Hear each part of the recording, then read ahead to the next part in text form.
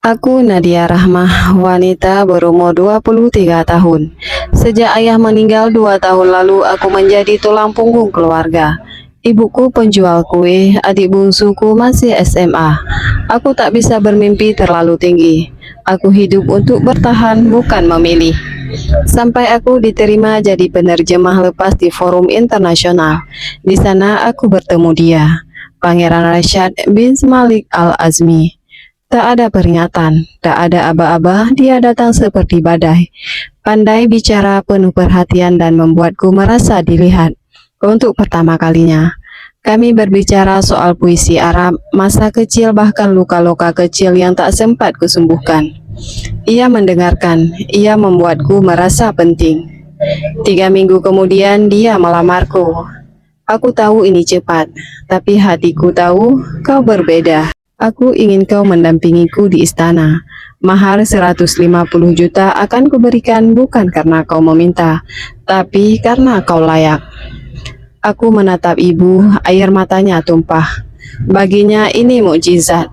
Bagiku campuran bahagia, takut dan bingung. Tapi aku menerima. Mungkin Tuhan sedang mengangkat derajatku. Pernikahan kami dilangsungkan diam-diam, hanya keluarga dekatku yang hadir.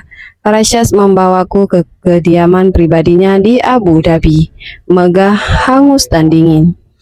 Aku diberi kamar besar, kasur empuk, lemari berisi gaun-gaun sutra, dan pelayanan pribadi. Tapi aku tak ada pelukan setelah akad.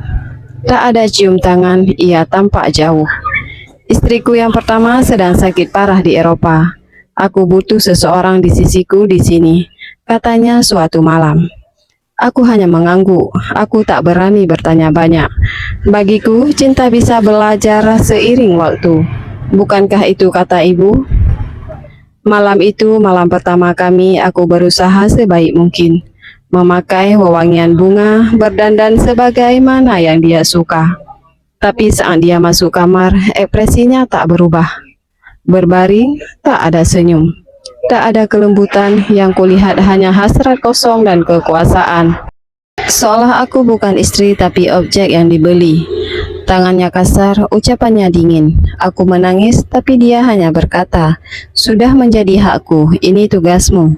Aku tak berani melawan, aku hanya bisa memeluk bantal, menahan sakit yang hanya tak dipisik, tapi juga menghancurkan harga diriku. Malam itu bukan malam cinta, itu adalah malam ketika seluruh bagian jiwaku retak satu persatu. Esokannya ia bertingkah seolah semuanya normal, membelikanku perhiasan, parfum mahal bahkan mengajakku makan malam. Kau akan terbiasa, perempuan timur harus kuat. Nadira, katanya dengan senyum dingin. Aku mulai memahami bahwa ini bukan cinta, ini penjara yang dipoles emas. Aku tak punya akses ke paspor. Semua dijaga, teleponku dibatasi. Hanya satu pelayan, Fatimah, wanita Indonesia yang bekerja di dapur, yang melihat mataku dan tahu aku sedang sekarat di dalam. Butuh waktu 2 minggu bagiku untuk mengumpulkan keberanian. Dengan bantuan Fatimah, aku menyelipkan surat kecil ke KBRI Abu Dhabi. Aku menulisnya dengan tangan gemetar. Saya warga Indonesia, saya butuh perlindungan. Saya dipaksa tinggal dalam pernikahan yang membuat saya merasa diperkosa setiap malam. 3 hari kemudian, malam hari, KBRI datang diam-diam. Mereka mengajakku keluar lewat pintu belakang. Menyamar sebagai petugas kebersihan. Hatiku nyaris berhenti berdetak saat mobil melaju menjauh dari istana. Aku tak menoleh ke belakang. Ini aku di Jakarta, diam, membeku. Aku tak bisa makan, tak bisa tidur, dan tak bisa disentuh siapapun. Aku mandi berkali-kali, tapi rasa kotor itu tetap melekat. Psikolog menyebutnya trauma seksual dalam ikatan pernikahan. Banyak orang tak percaya kalau seorang istri bisa diperkosa oleh suaminya. Tapi aku tahu karena aku mengalaminya. Uang 150 juta itu masih ada, tapi aku membekunya. Aku tak ingin 1 rupiah pun dari neraka itu. Penyembuhan ternyata bukan garis lurus. Ada hari-hari di mana aku merasa kuat dan bisa tersenyum lagi. Tapi ada juga malam-malam panjang di mana aroma parfum Rashad yang pernah menempel di bantalku tiba-tiba menyeruak kembali entah dari mana. membuatku gemetar tanpa alasan. Aku mulai terapi seminggu 2 kali. Psikologku Bu Eliza berkata, luka yang kau bawa tak kelihatan, tapi dampaknya bisa menghancurkan dunia batinmu. Kita tak akan paksa untuk lupa, tapi kita akan belajar untuk hidup berdampingan dengan luka itu, tanpa membiarkannya mengendalikanmu. Kalimat itu seperti cahaya kecil di tengah gua gelap. Setiap malam aku menulis di kamar kecil kontrakan baruku, di antara bunyi gerimis dan suara motor yang lewat. Aku mengetik dengan mata sembab, tapi dada yang sedikit lebih lapang.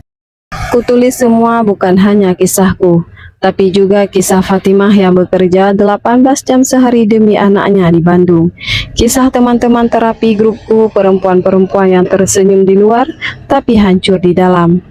Satu cerpen yang kutulis, istri yang tidak pernah dimiliki, viral di media sosial. Banyak yang membaca, banyak yang menangis, banyak yang mengaku pernah mengalami hal serupa. Dan untuk pertama kalinya aku tidak merasa sendirian. Suatu sore saat menulis di kafe kecil langganan, seorang pria parubaya menghampiriku. Ia memperkenalkan diri sebagai produser film independen. Ia membaca tulisanku dan ingin mengangkatnya jadi film pendek. Tulisannya bukan cuma menyayat tapi menyelamatkan, katanya. Kau tahu berapa banyak perempuan yang akan merasa dilihat karena ini?